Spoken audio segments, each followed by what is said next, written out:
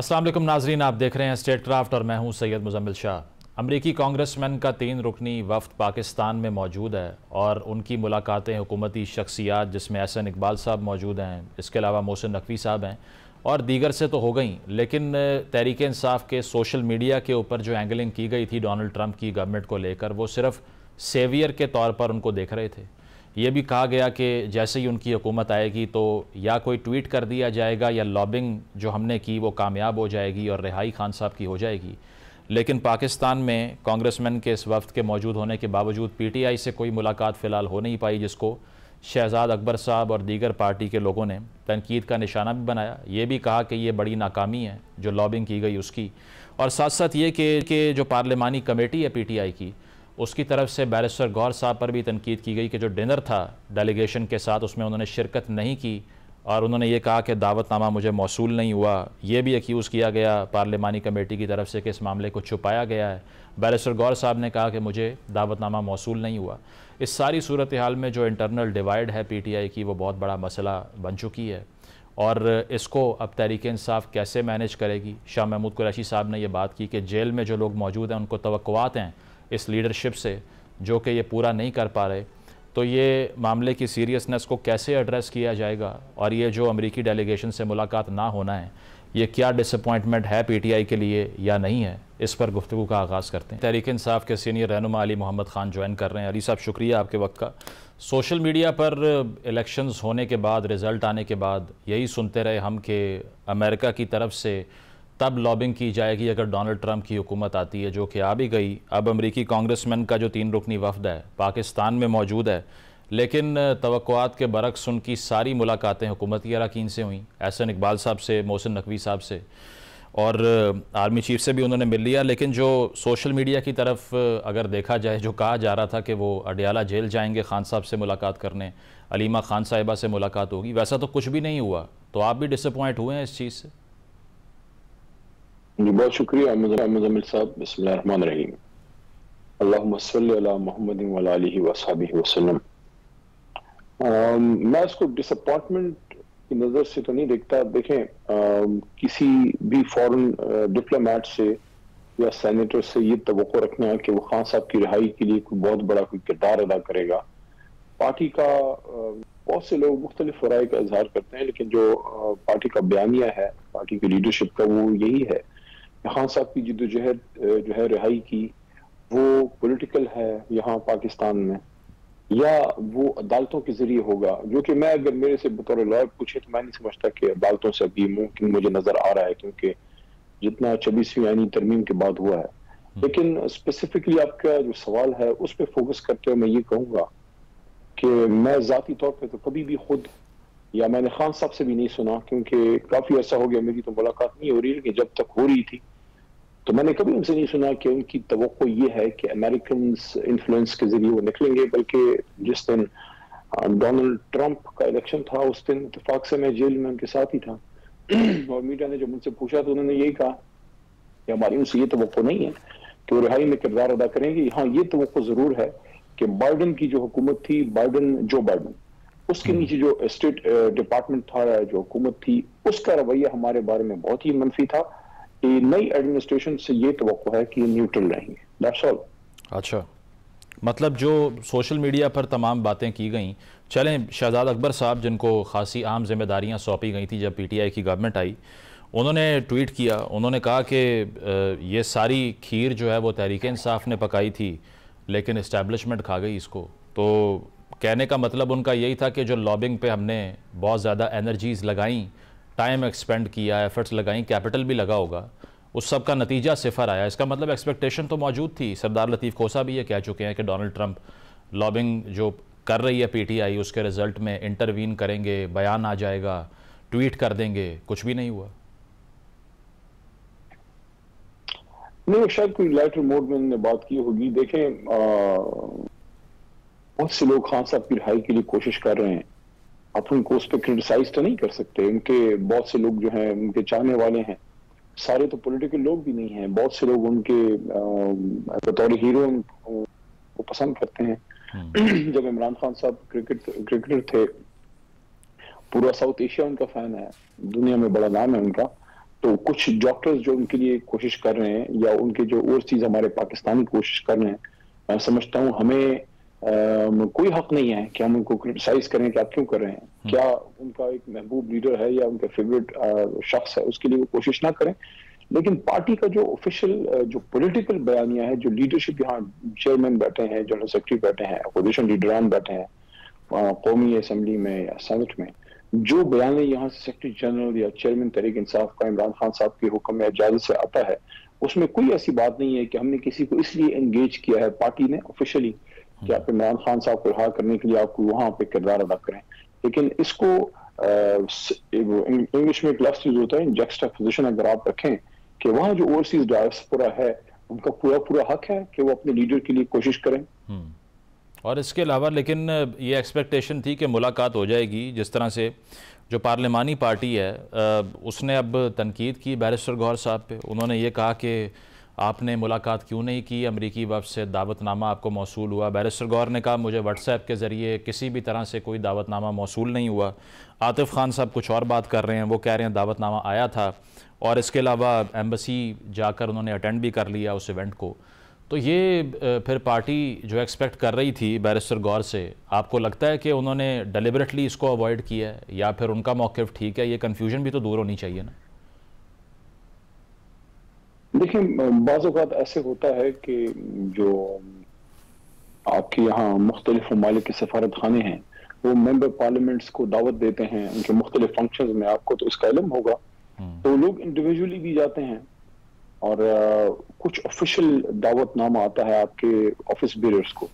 अब क्या ये जो इंडिविजुअल दावतनामे एक दो हमारे मेंबरान को आए हैं वो उनको तो आए हैं, लेकिन क्या सेक्रेटरी जनरल साहब को या चेयरमैन तहरीक इंसाफ जो गौहर साहब हैं इमरान खान साहब के बिहाफ पे, क्या उनको आया है? मेरे ख्याल में अभी तक मेरे पास कोई ऐसी इंफॉर्मेशन नहीं है। जितना गौहर साहब ने ब्रीफ किया है मुख्तलिफ कमेटियों को, इंटरनल तो मैं नहीं उस पर बात करूंगा कि क्या डिस्कशन हुई है। अक्सर बहुत गलत चीजें कोट होती हैं, ऐसी कोई बात हुई नहीं होती।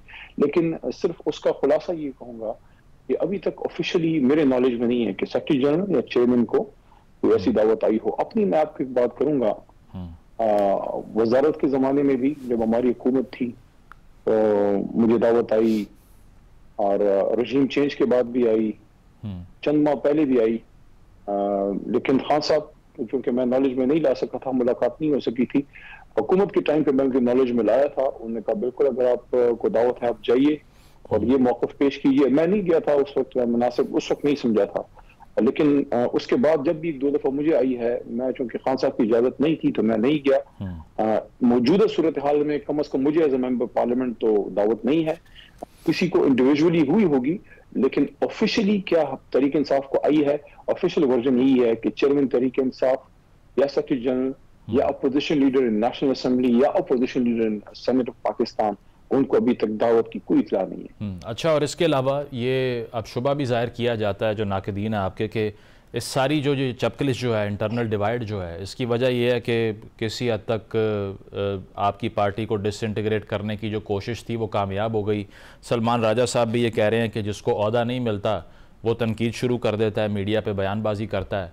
पंजाब में लीडरशिप देख लीजिए नॉन एग्जिस्टेंट है, ज़्यादा लोग पख्तूनख्वा में बैठे हुए हैं।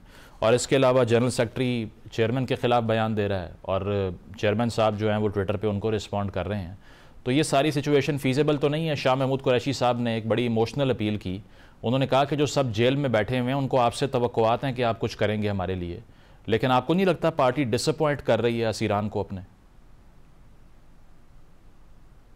एक नुक्ते से तो मैं मुत्तफिक हूं कि जिम्मेदार लोगों को एक दूसरे के खिलाफ पब्लिक में बात नहीं करनी चाहिए। ये ट्विटर या एक्स जो है ये एक अच्छी चीज भी है, लेकिन साथ में एक बहुत बड़ी बीमारी भी है कि मैंने अगर सईद मुजम्मिल शाह को उसकी कोई सालगिरह पे या उसकी सेहत पे कोई मुबारकबाद देनी है या दुआ करनी है तो मैं उसको डायरेक्ट कॉल कर सकता हूँ, जैसे कि मैं उसको ट्विटर पे ट्वीट करूँ वो मुझे ट्विटर पे रिस्पॉन्ड करे। ये एक अजीब सा ट्रेंड है कि आप ट्विटर पे अपना एक पब्लिक ओपिनियन देते हैं, लेकिन कुछ चीजें आप जाती एक दूसरे से डिस्कस करते हैं, उसके लिए आप कॉल कर सकते हैं, बिलमुशाफा मुलाकात कर सकते हैं। मैं समझता हूँ पार्टी लीडरशिप को इसका जरूर इदराक होगा कि इंटरनल अफेयर्स पे ट्विटर पे जाने की जरूरत नहीं होती, आप एक दूसरे से फोन पे बात कर सकते हैं। बल्कि मैं तो अक्सर ये भी कहता हूँ कि कुछ चीजें व्हाट्सएप ग्रुप्स में भी ना लेके आए, क्योंकि वहाँ बेशुमार लोग होते हैं, वहां से वो चीज फॉरवर्ड कर देते हैं, आपको पता ही नहीं होता, आपका ऑडियो आपका टेक्स्ट मैसेज कहाँ कहाँ पहुंच जाता है। तो कोशिश कीजिए कि जो बात आपकी किसी के साथ पर्सनल हो उसको आप दुरुस्त की ना वो शेयर करें। तो यहाँ तक तो ये बात ठीक है। अब एक और जो चीज है कि जो तहरीक इंसाफ की जो असीरान अंदर हैं उनके लिए क्या किरदार अदा किया जा सकता है। मेरे ख्याल में जो मौजूदा क़यादत है जितनी वो कोशिश कर सकते हैं वो कर रहे हैं, इससे ज्यादा होनी चाहिए। एहतजाज भी हुए हैं, अदालतों में बेशुमार दफा मैं भी गया हूँ, अडयाला भी गए हैं, हाई कोर्ट्स में गए हैं, सुप्रीम कोर्ट्स में गए, कोशिशें तो वो हो रही हैं, इससे तो कोई इनकार नहीं है। जहां तक एक और बात आपने बात की कि कुछ लोग इसलिए तनकीद करते हैं कि उनको कोई ओहदा नहीं मिला, नहीं, मैं इस बात से एग्री नहीं करता। सलमान राजा साहब जो लोग बात मुझे नहीं पता उन्होंने किस तनाज़र में ये बात की है, मेरे लिए तो बहुत काबिल एहतराम है। बहुत से लोग ऐसे हैं जमात में जो सालों से हैं, मैं सबसे बड़ी एग्जाम्पल हूँ, मेरे पास कोई ओहदा नहीं है ना कोई चाहत है, क्योंकि इस वक्त ओहदा बहुत बड़ी जिम्मेदारी है। मैं तो किसी के खिलाफ बात नहीं की, तो जिसने की है जरूर उसको नहीं करनी चाहिए, लेकिन सबके बारे में ये कहना कि जिसको ओहदा नहीं मिलता वो मैं नहीं समझता। बहुत से लोग यहाँ पे मौजूद हैं जिनकी बड़ी बड़ी कुर्बानियां हैं। शहरयार खान अफरीदी हैं, आपके फॉर्मर स्पीकर सप्रेसर हैं, वो जेल भी गए हैं, उनकी बड़ी कुर्बानियां हैं। उन्होंने कोई चीज किसी के खिलाफ ऐसी पब्लिक बात मैंने नहीं सुनी। बहुत से जिम्मेदार लोग हैं, तो इल्ला माशाल्लाह होता है, कोई जिम्मेदारी का एहसास करता है, कोई नहीं करता। मैं समझता हूँ कि इस वक्त तहरीक इंसाफ की जो क़यादत है, मुश्किल वक्त वो गुजार गए हैं, जेल काट लिया है, इलेक्शन लड़ लिया है, इस वक्त तो लड़ने की कोई जरूरत ही अब नहीं है। सही। अब तो आपको मुत्तफिक होना है, मुत्तहिद होना है, क्योंकि इमरान खान साहब आखिरी चीज जो चाहते हैं कि जो वो चाहेंगे कि ना हो, वो ये है कि उनकी पार्टी अब इस वक्त आके खुदा न खास्ता बेइत्तेफाकी का शिकार हो, जब सबसे सख्त मरहले गुजर गए हैं। मैं समझता हूँ अभी तो कोई टाइम नहीं है। 9 मई के बाद जब हम जेल में थे, असल तो मुश्किल वक्त वो था, वो जब हम सब गुजार गए हैं, अभी तो कोई जरूरत नहीं है एक दूसरे के खिलाफ बयानबाजी की। और इसके अलावा आजम स्वाति साहब की जो एफर्ट्स हैं, जो वो बात कर रहे हैं कि मैंने खान साहब को राज़ी कर लिया मुज़ाकरात के लिए, इस्टेब्लिशमेंट से भी बात होगी, वो मैंडेटेड हैं? सारी पार्टी ये समझती है कि उनको ऑफिशियली ये टास्क दिया गया है, या जिस तरह से पहले बैरिस्टर गौर ने गालिबन ये बात की कि वो इंडिविजुअल कैपेसिटी में ये कर रहे हैं? आप अप्रिशिएट करते हैं उनकी इस एफर्ट को, या आपको लगता है कि तरीक़ाकार ये नहीं है, जो जमहूरी जद्दोजहद है वही करनी पड़ेगी, इसके अलावा कोई रास्ता नहीं लेना चाहिए पार्टी को? लेकिन खान साहब का उन पर ट्रस्ट रहा है, खान साहब से उनकी मुलाकात हुई है और उसके बाद उन्होंने कुछ बातें पब्लिक की हैं। खान साहब की रिहाई के लिए बहुत से लोग कोशिश कर रहे हैं, जिसमें स्वाति साहब भी हैं। मैं उनकी कोशिश को सराहता हूँ। तरीक़ेकार पे थोड़ा सा मेरा इख्तलाफ होगा, जो मुझसे मैं मिलूंगा तो मैं उनसे बात करूंगा, मीडिया पे कहना मुनासिब नहीं। मैं नहीं समझता कुरान अजीम शान को इन चीजों में पब्लिकली लाना चाहिए था। आप पे लोग वैसे ही ट्रस्ट करते हैं, आपकी कुर्बानी है, सीनियर हमारे लीडर हैं, तो वो पीटीआई सोशल मीडिया पे बैशिंग शुरू हो जाती है ना। मेरा ख्याल है कि प्रेशर तो उनको अपनी पार्टी का था, बाकियों के लिए तो नहीं किया होगा उन्होंने ये।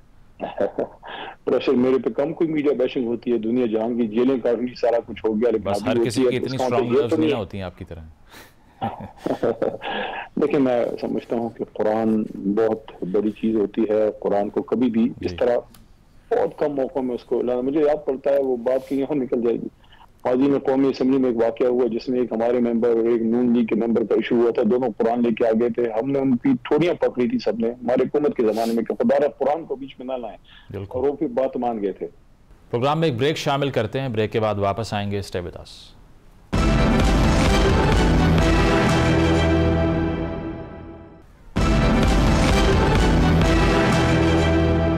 वेलकम बैक नाजरीन। अली मोहम्मद ख़ान साहब हमारे साथ मौजूद हैं। ये जो अब क़यादत का जो इशू तो हमने सारा ये देख लिया जो अभी चल रहा है, लेकिन इसके साथ साथ जो मिनरल्स एक्ट के ऊपर हुआ, क्योंकि पख्तूनख्वा से आपका भी ताल्लुक़ है, तो वहाँ पर पार्टी के अंदर से भी डिसेंट सामने आता है।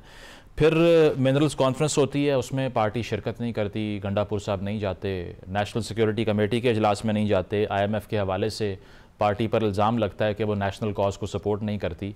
एक तो ये गैर हाज़िरी मिनरल्स कॉन्फ्रेंस से, इस पर अपना मौक़िफ़ दे दीजिए, और दूसरा ये कि मिनरल्स एक्ट को लेके अलीमा खान साहिबा की रिजर्वेशंस या कुछ पार्टी के लोगों की रिजर्वेशंस मिसप्लेस्ड नहीं है? आपको नहीं लगता कि इसको बहुत से लोग अभी देखे बगैर तनकीद कर रहे हैं? बहुत से लोग तो देखे बगैर बात भी करते हैं, लेकिन मिनरल एक्ट का जहां तक ताल्लुक है, इस पे काफी खदशात हैं पख्तूनख्वा में, और वहां की जो हमारी सूबाई असम्बली है, ना तो वो इसको पास कर रही है, और ना ही वज़ीर आला अली अमीन खान इसको पास करने के लिए किसी को वो प्रेशर दे रहे हैं या किसी को कह रहे हैं। बल्कि उन्होंने तो पब्लिकली भी ये बात की है और हमारी जो हाईएस्ट पॉसिबल जो सीनियर कमिटीज होती हैं उसमें भी बताया है कि इसमें अभी बहुत से स्टेप्स हैं। सबसे बड़ा इंपॉर्टेंट ये है कि इमरान खान साहब के सामने इसको लाना है, जब कभी लाएंगे उसके बाद बात होगी। और इसमें अपोजिशन का भी नुक्ता नजर आना है, किसी ने अमेंडमेंट देनी है, वो भी चीजें हैं। तो अभी इसके पास होने में बहुत सा वक्त है, बल्कि उन्होंने तो ये कहा है कि जब तक खान साहब के नॉलेज में नहीं आता या पार्टी की क़यादत इस पर मुतमन नहीं होती, वो जितना कहेंगे उसको प्रोलॉन्ग किया जा सकता है। तो इस वक्त मुझे फौरी तौर पे नजर नहीं आ रहा कि कोई इमरजेंसी में खुदा न खास्ता तहरीक इंसाफ इसको पख्तूनख्वा में पास कर रही है। हाँ, एक बात मैं जरूर कहूंगा कि इस इशू पे जब भी कोई कॉन्फ्रेंस हो, कोई बात हो, मेरे ख्याल में वहां अपना नुक्ता नजर जरूर रखना चाहिए, चाहे नेशनल सिक्योरिटी को हो, ये हो। आप अपनी बात कीजिए कि हम ऐसा मुतफिक नहीं हो, ये चीज नहीं होनी चाहिए, क्योंकि अपना मजबूत दलील के साथ आप अपना मौकिफ रखें। जिस तरह हमारा मौकिफ है ऑपरेशन पे कि Tehreek Insaf large scale operation के हक में नहीं है, वो मौकिफ हम नेशनल सिक्योरिटी कमेटी में रखने जा रहे थे। और बल्कि वहां तो हम ये भी इरादा था कि एस्टैब्लिशमेंट के भी कुछ जिम्मेदार लोग आ रहे थे और वहां अपना मौक़िफ़ रखा जाता कि अगर नेशनल यूनिटी चाहिए तो फिर नेशनल यूनिटी के लिए इमरान खान बाहर चाहिए, तहरीक इंसाफ को वापस आपको सियासत में आने देना होगा। देखिए, इस वक्त तहरीक इंसाफ का इस्लामाबाद जैसी जगह पे मरकजी दफ्तर प्रॉपर फंक्शनल नहीं है, तो ये चीजें आपने डिस्कस करनी होती है, फिर उस पर फैसले हुआ कि नहीं जाना तो नहीं जाना। लेकिन मेरे ख्याल में दो नुकात बड़े अहम है। नंबर वन, मिनरल एक्ट जो है कोई पास नहीं हो रहा, तहरीक इंसाफ की सूबाई हुकूमत इसको नहीं कोई पास कर रही। और दूसरा ये है, ये मेरी जाती राय है एक और चीज पे, कि जिस चीज पे भी मौक़िफ़ हो उसको डंके की चोट पे मुखालफत करें, लेकिन जगह खाली ना छोड़ें, वहां जाके बताएं कि भाई this is the thing, we are not for it, हम इस हक में नहीं है। ये मेरा नेशनल सिक्योरिटी के हवाले से आज भी मौक़िफ़ है, कल भी था, कि जाके वहां अपना मौक़िफ़ डंके की चोट पे रखें कि भाई दिस इज द थिंग। और एहतराम सबका है, किसी की बेकरामी बदतमीजी कभी नहीं करनी होती, लेकिन आप वहां जाके आंखों में आंखें डाल के बात करें कि भाई जनाब ये चीज है, आप नेशनल सिक्योरिटी चाहते हैं, नेशनल यूनिटी चाहते हैं, नेशनल यूनिटी चाहते हैं, bring the national leader out, let him come out.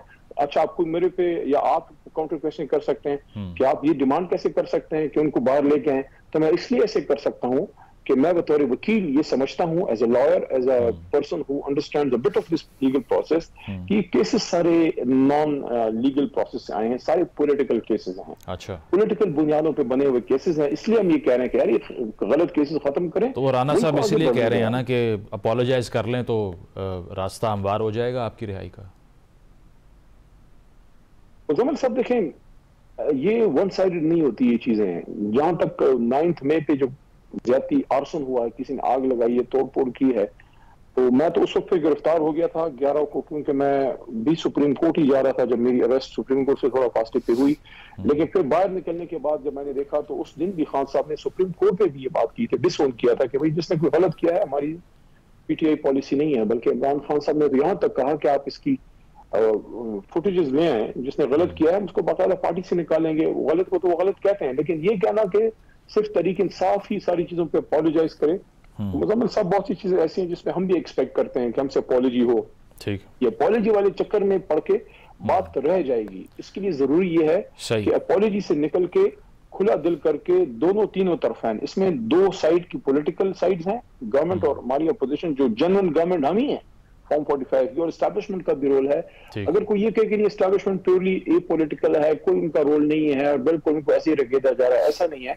उनका एक किरदार रहा है जो हमने मिलके और उनके ताउन से उनको पुश बैक करना है, क्योंकि उसमें उनकी भी इज्जत है कि एक सियासी लड़ाई है। मुजम्मिल साहब, आज हम अपोजिशन में हैं, कल हम हुकूमत में होंगे, अगर अल्लाह ने चाहा कोई और अपोजिशन में आ जाएगा, तो इनको आपस में लड़ने दें।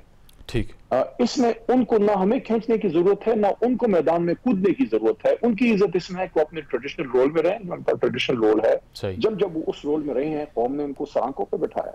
चलें, ऑन द लास्ट नोट एक और इशू अफगान रेफ्यूजीज की रिपैट्रिएशन का, चूँकि आपकी हुकूमत उस सूबे पर है जो कि अफगानिस्तान को बॉर्डर भी करता है और बहुत इन्फ्लुएंस होता है अफगान पॉलिसी का पख्तूनख्वा में। तकरीबन 8,80,000 महाजरीन को रिपैट्रिएट वापस भेजा गया है, जिसकी पख्तूनख्वा की हुकूमत ने, गंडापुर साहब ने भी मुखालिफत की। क्या लगता है आपको कि फिर सलूशन क्या था? क्योंकि 1980s में कुछ रेफ्यूजीज़ आते हैं, 2007 के बाद भी आते हैं, और अब उनके पास ACC कार्ड्स हैं या वो जो तस्करा होता है वो है, तो ये तो पहले से इंटीमेट कर दिया था कि वापस जाना है उन्होंने। तो इस पॉलिसी को आपको लगता है कि अपोज करना चाहिए था PTI को?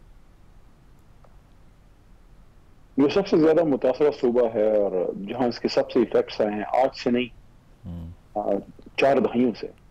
मेरे ख्याल में सबसे पहले तो आपको उनको प्रॉपर एतमाद में लेना चाहिए था। सही।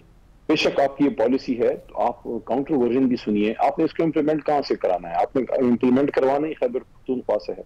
वहां की हुकूमत को आप अपने साथ इस पे कन्विंस तो कीजिए। जो आप समझते हैं कि नुकात दुरुस्त हैं, उनकी भी तो सुनिए। नहीं, आपको तो प्रोसेस पे एतराज है, है, आपको प्रोसेस पे एतराज है या बेदखली पे है? मुझे तो दोनों पे है। हमारी देखिए, मुझे तो दोनों पे है, हमारी हुकूमत को भी दोनों पे है। उसकी वजह ये कि प्रोसेस पे इसलिए है कि आप इतनी अचानक एब्रप्टली नहीं कर सकते। 40-50 साल से एक चीज चल रही है और स्टेट की पॉलिसीज ऐसे नहीं होती कि एक रात को ये कह दिया, उस रात को वो कह दिया। पहले वो मुजाहिद थे, खुदा न खास्ता, अब आप कह रहे हैं दहशतगर्द है, खुदा न खास्ता फलाना है। इसमें जो गलत है, जो मुल्क को अटैक कर रहे हैं, हमने उनसे लड़ना है। लेकिन जो हमसे नहीं लड़े आज तक, अफगान तालिबान आज तक पाकिस्तान के खिलाफ नहीं लड़े। उनकी हिस्ट्री रही है।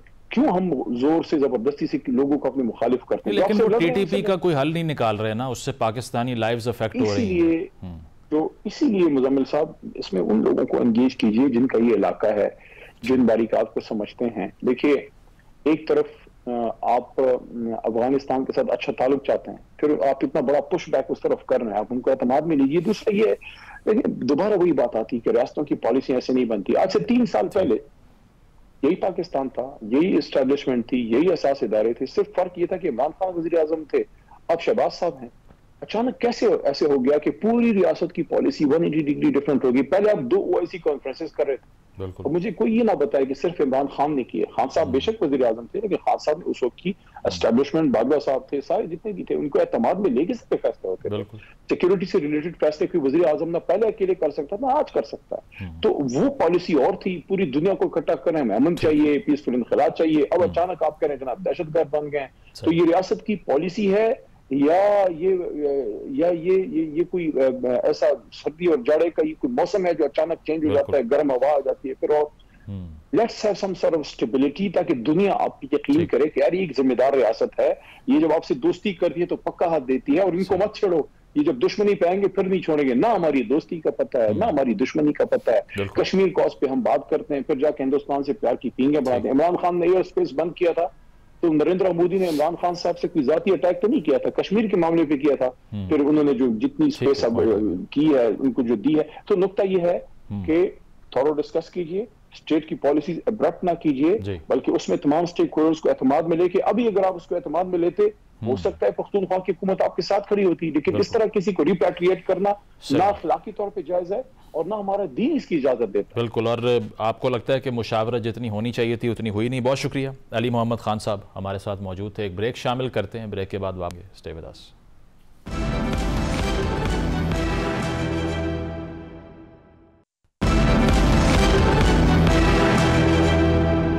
वेलकम बैक नाज़रीन। वफाक का जहाँ तक ताल्लुक है तो तनकीद पीपल्स पार्टी और PTI दोनों की तरफ से की जा रही है मिनरल्स एक्ट के ऊपर, और साथ साथ जो इंडस कनाल्स का इशू है, इस पर सिंध गवर्नमेंट की तरफ से, नासिर शाह साहब की तरफ से ये कहा गया कि ये रेड लाइन है, इसको ब्रीच ना किया जाए, अदरवाइज़ हुकूमत की अलायंस से निकल जाएंगे।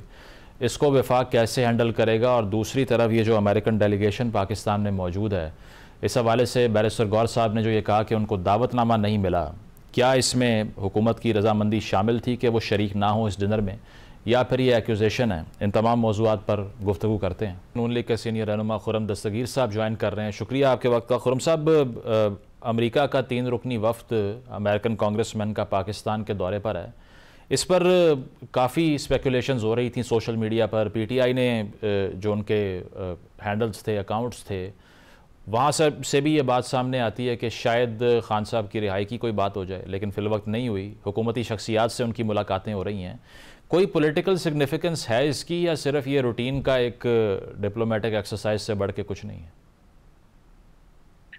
जी, पाकिस्तान के हवाले से तो उसकी पॉलिटिकल सिग्निफिकेंस ये है कि ये बात अब रासिख होती जा रही है कि पाकिस्तान और अमेरिका के ताल्लुकात जो हैं वो रियासत से रियासत के ताल्लुकात हैं, और उनमें जो कोशिश की गई थी एक तहरीक इंतशार की तरफ से, जो शायद अपना जो उनके पास बहुत सरमाया है उनके सपोर्टर्स का अमेरिका में, उसको इस्तेमाल करते हुए किस तरह इस रियासती ताल्लुकात में कोई रख ना डालेंगे या उसके अंदर अपनी जो है वो भंग रंग में डाल सकेंगे, तो वो नहीं हुआ। और ये बात क्लियर हुई सदर ट्रंप की पहली तकरीर से भी, बल्कि अभी भी रिकॉर्ड ये है कि सदर ट्रम्प ने हलफ उठाने के बाद अभी तक जो 3 महीने गुजरने वाले हैं, उनमें सिर्फ एक मुल्क का शुक्रिया पब्लिकली अदा किया है, जिसका नाम पाकिस्तान है। उसके अलावा उन्होंने किसी मुल्क का शुक्रिया अदा। लेकिन ये इंडिविजुअल कैपेसिटी में पाकिस्तान में मौजूद है ना, ये गवर्नमेंट को रिप्रेजेंट कर रहे हैं? जी नहीं, ये गवर्नमेंट को रिप्रेजेंट नहीं कर रहे। लेकिन देखिए ना, अगर हम अब 2 खबरें हैं। एक तरफ से हमें खबर आई कि कुछ 2 कांग्रेसमैन ने एक प्राइवेट मेंबर्स बिल जमा कराया पाकिस्तान डेमोक्रेसी बिल के नाम से, लेकिन असल में उसका जो मतन है वो ये था उन 2 कांग्रेसमैन की वजह से कि जी chief of army staff Asim Munir पर अमेरिका दाखिले पर पाबंदी लगा दी जाए। उसका असल मतन ये था। अब अगर कांग्रेसमैन जो हैं वो चाहे जाती हैसियत में आए, लेकिन वो जाके आर्मी चीफ को मिलते हैं, तो फिर मैसेज तो वादे है कि वो जो है जिस शख्स पे एक तरफ जो पाबंदी लगवाना चाहते थे, लेकिन जब पाकिस्तान आए हैं तो वो आर्मी चीफ से मिले। इसका मतलब है, जिस तरह मैं फिर कहूंगा, फिर सबक यही है कि रियासत से रियासत ताल्लुकात हैं, रियासती इंटरेस्ट हैं, और उनको इतनी ये बात सब पर वादे होनी चाहिए कि जो तरीके इंतशार का सोशल मीडिया है वो हर रोज नई ट्रक की बत्ती जो है मैन्युफैक्चर करके उसके पीछे लगा देते हैं, लेकिन हकीकत जो है वो बुनियाद रियासतों के दरमियान ताल्लुकात की वो फर्क है, उनके अपने अपने मफादात हैं जिसके ऊपर आगे बढ़ा जाता है। और आपसे बेहतर कौन जानता है कि स्टेट क्राफ्ट में ठीक है जातियात की एक वैल्यू होती है, लेकिन उस जात की वैल्यू वहां तक है जहां लोग ऑलरेडी जो हैं वो आला तरीन हुकूमती ओहदों पर मौजूद हों, तब ये मामला होता है। इस तरह किसी एक जमात का जो है कोशिश करना कि वो पूरे एक मुल्क को मैनिपुलेट कर लेंगे, ये ना ही हुआ है ना होगा। तो डेलीगेशन के साथ जो डिनर था उस पर पीटीआई को क्यों नहीं बुलाया गया? बैरिस्टर गौर साहब को कोई दावतनामा ही नहीं भेजा आपने? अपोजिशन की रिप्रेजेंटेशन भी तो होनी चाहिए थी। जी, मैं चूंकि अंदरूनी मामलात के जी किसको बुलाया गया उनसे आगाह नहीं हूं, लेकिन इशू यही था कि कम से कम जो पार्लियामान में जब उन्होंने विजिट किया तब तो उनको दावतनामा दिया गया था, वो नहीं तशरीफ लाए। तो उनकी मर्जी है तो नहीं था कि वहीं पे रिहाई की बातचीत ना शुरू कर लें वो। नहीं करें जी, जरूर करें। आई मीन इसमें ऐसी कोई बात ही नहीं कि उनका अगर उनका एजेंडा जो है, देखिए एक बाहर के मुल्क से लोग आते हैं और उनको आकर यह पता है कि एक जमात का एजेंडा जो है वो पाकिस्तान का एजेंडा नहीं है, यानी पाकिस्तान के मफादात को आगे बढ़ाना जो है उस जमात का एजेंडा नहीं है। उनका एजेंडा सिर्फ एक शख्स की जो है रिहाई है या उसको रिलीफ दिलाना है, तो वो फिर उसी नजर से देखेंगे कि ये पाकिस्तान की जो जमात है ये बहुत ही कोता नजर है। लेकिन खुरम साहब, पाकिस्तान की तारीख ये कहती है ना, सिक्योरिटी काउंसिल के इजलास में भुट्टो साहब ने जब शिरकत की 71 की वॉर की पीक के ऊपर, तो उसके बाद भी पाकिस्तान आने से पहले वो अमेरिका गए और फिर वापस आते हैं। इसी तरह वॉर ऑन टेरर में एक कॉल आई कि either you are with us or against us, policy तब्दील हो गई। तो इससे तो कोई डिनाई नहीं कर सकता कि सिग्निफिकेंस अमेरिकन ओपिनियन की बहुत ज़्यादा होती है पाकिस्तानी पॉलिटिक्स में। If they are lobbying for their own cause, why is it so bad? नहीं, वो अपने देखिए ना, मैं ये कहना, अगर उनका कॉज जो है पाकिस्तान का कॉज हो तो बहुत अच्छा होगा, लेकिन उनका कॉज पाकिस्तान का कॉज नहीं है। और अमेरिका का जो इंटरेस्ट जो इस वक्त पाकिस्तान पर इन्फ्लुएंस है, इस वक्त वो प्रैक्टिकली 2 चीजों तक महदूद हो चुका है। वो एक ही है कि अमेरिका IMF के जरिए क्या पाकिस्तान को मजीद तंग कर सकता है, या दूसरे जो इकोनॉमिक सैंक्शन जिसका इस्तेमाल सदर ट्रम्प ने पिछली दफा किया था। आपके नाजरीन को याद करा दूं कि पाटफ जो है उसके अंदर जो है फरवरी 2018 में अमेरिका में की तरफ से सदर ट्रम्प के दौर में पाकिस्तान के खिलाफ एप्लीकेशन दाखिल कराई गई थी, जिसमें हमें फिर कुछ साल लगे उससे निकलने में। तो वो जो मुआशी हथियार का इस्तेमाल है वो उनके पास जरूर मौजूद है। जो हमारा दूसरा उनका इंटरेस्ट जो है वो इस हद तक है कि पाकिस्तान का जो न्यूक्लियर डिटरेंट है उस पर उनकी हमेशा नजर रहती है कि वो महफूज रहे।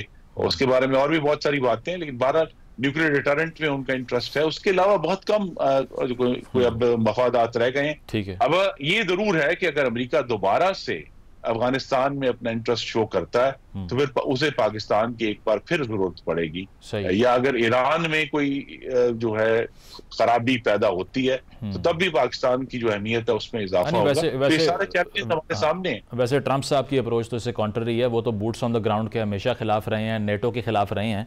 बट आपने मौशी हथियार की बात की, तो जो टैरिफ्स की ट्रंप साहब ने एक, मैं तो कहूँगा एक सेंसलेस एंडेवर किया, पूरी दुनिया की स्टॉक मार्केट्स को हिला के रख दिया, बाद में वापस ले लिया।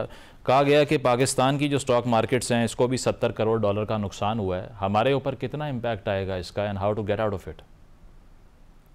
जी, हमारे ऊपर इतना इम्पैक्ट नहीं आएगा। अगर से पाइड ने अपनी पहली स्टडी की है और ये कहा है कि जी टैरिफ जो है बढ़ने से पाकिस्तान की टेक्सटाइल एक्सपोर्ट्स में कमी आ सकती है, लेकिन उसमें जो ज्यादा डेंजर है वो पाकिस्तान से ज्यादा अगर अमेरिका में कसाद बाजारी आती है, रिसेशन आती है और वहां डिमांड कम होती है, उसकी वजह से इफेक्ट आएगा। क्योंकि पाकिस्तान का जो डिफरेंशियल टैरिफ है, हमारे जो कंपेरेटर्स हैं, चाहे वो बांग्लादेश है या दूसरे हिंदुस्तान है, उसमें टैरिफ का डिफरेंशियल इतना ज्यादा नहीं है कि हमें जो है इस मामले में ज्यादा परेशानी हो। और दुरुस्त कहा गवर्नर स्टेट बैंक ने कि क्योंकि तेल की कीमतें भी नीचे जा रही हैं तो पाकिस्तान की मईशत को इतना इम्पैक्ट नहीं आएगा जितना शायद बाज दूसरे ममालिक को आएगा जो बहुत हैवीली डिपेंडेंट है अमेरिकन इंपोर्ट्स के ऊपर। लेकिन ये जरूर है कि अमेरिका की जो उनको पाकिस्तान का मामले में जो रेलेवेंस है कि स्टॉक मार्केट से ज्यादा जो बॉन्ड मार्केट में डिस्टर्बेंस हुई है, तो अमेरिका के ऊपर पूरी दुनिया का जो एतमाद था as economy of last resort, ठीक है, वो हिल गया है। और ये जो है एक और इशारिया दे रहा है कि आने वाले दिनों में चाइना की जो अहमियत है वो बढ़ेगी और पाकिस्तान जिसके पहले ही बहुत बुनियादी और तस्वीराती ताल्लुकात हैं, उसको चाइना के साथ मजीद अपने ताल्लुकात में मुआशी तौर पर भी और तस्वीराती तौर पर भी गहराई लाने की जरूरत है। ठीक है, इसके अलावा आपकी हुकूमत अंडर फायर है अपोजिशन के हाथों, और वो जो इंडस कनाल्स का इशू है उसके ऊपर भी नासिर हुसैन शाह ने ये कहा है कि ये नहरों का जो मामला है ये रेड लाइन है, इसको आप अबूर करेंगे तो हम हुकूमत से अलहदा हो जाएंगे। PTI ने भी ये कहा, उमर अयूब साहब ने कहा कि सियासत कर रहे हैं शहबाज शरीफ साहब, बिलावल भुट्टो साहब, दरअसल ये इंडस को नुकसान पहुँचा रहे हैं। तो इस पर क्यों नहीं इतना कंसेंसस डेवलप किया गया? मिनरल्स एक्ट के ऊपर भी यही कंट्रोवर्सी है। जी देखिए, पाकिस्तान में हमेशा जो है वो पानी के ऊपर आपको मालूम है कालाबाग डैम जिसकी अफादियत वाज़े थी और है, वो भी हमारी जो है वो सूबाई सियासत की नजर हुआ। अब ये है कि आपको मालूम है कि 2 दिन पहले हुकूमत पंजाब ने भी एक बड़ा तफसीली खत लिखा है, तो इसमें बुनियादी हकायक मुजम्मिल साहब ये है कि पूरे पाकिस्तान का पानी कम हो रहा है, सिर्फ सिंध का पानी नहीं हो रहा। तो लिहाजा इस पे बैठ के जो कंसेंसस पैदा करना है, ये नहर का मामला तो हल हो जाएगा क्योंकि नहर दरिया सिंध से तो निकाली नहीं जा रही, वो तो सतलज का पानी है जो उसमें डाइवर्ट होगा, जितना भी थोड़ा ज्यादा उसमें आता है। और अगर पंजाब जो है अपने पानी में से पानी डाइवर्ट कर रहा है तो पंजाब के जो सूबाई खुद मुख्तारी के हकूक हैं वो उतने ही हैं जितने सिंध के। तो लिहाजा इसको भी असर्ट करना कि गालिबन पंजाब का हर अमल जो है वो कोई सूबाई हक को नुकसान पहुंचाता है, ये भी गलत है। पंजाब का जो काश्तकार है, हमारे भाई हैं, उनका भी उतना ही हक है उस पानी के ऊपर जो पानी है जितना पंजाब का हिस्सा है।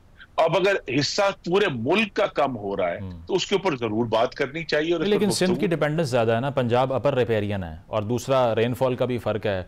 12 मिलियन एकड़ कहा जा रहा है सिंध में अफेक्ट हो जाएगी इससे, तो ज्यादा अफेक्ट मेरे ख्याल में तो ये इम्पैक्ट असल में तो ओवरऑल जो पानी की रिडक्शन है उसकी वजह से हो रहा है, उसका पंजाब की जो डाइवर्जन है उससे असर नहीं है।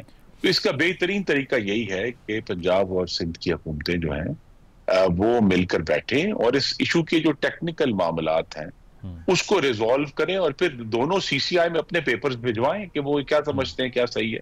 क्योंकि इस पर जो है वो सियासत करना बहुत आसान है। मतलब एक पॉइंट ऑफ व्यू तो ये भी है कि जी सिंध में चूंकि टेम्परेचर पहले बढ़ जाता है तो वहां फसलें पहले लगती हैं तो उनको तो पानी मिल जाता है, और पंजाब जब तक पंजाब में फसलें लगाने की बारी आती है तो पानी ऑलरेडी कम हो चुका होता है। तो क्या वो भी एक नाइंसाफी है जो पंजाब के साथ हो रही है? तो पंजाब ने अपना केस लड़ना है।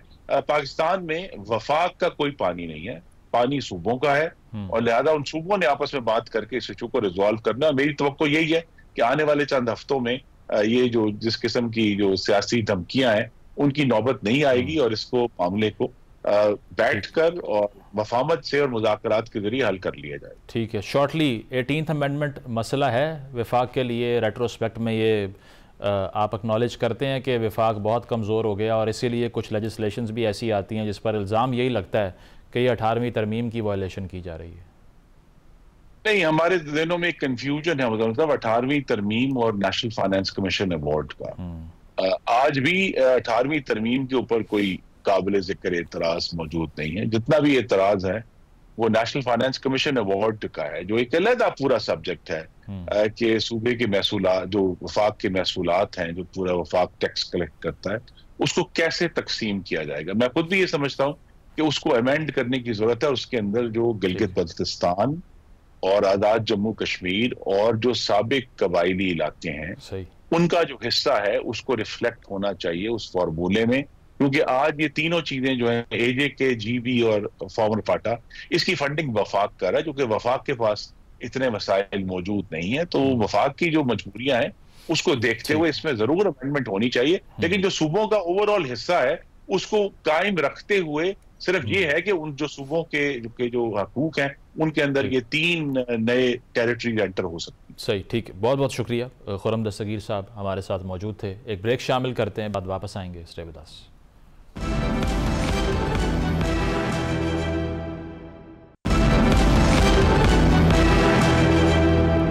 नाज़रीन, प्रोग्राम आपने मुलाहिज़ा किया, फीडबैक ज़रूर दीजिएगा। इजाज़त दीजिए, अल्लाह हाफ़िज़।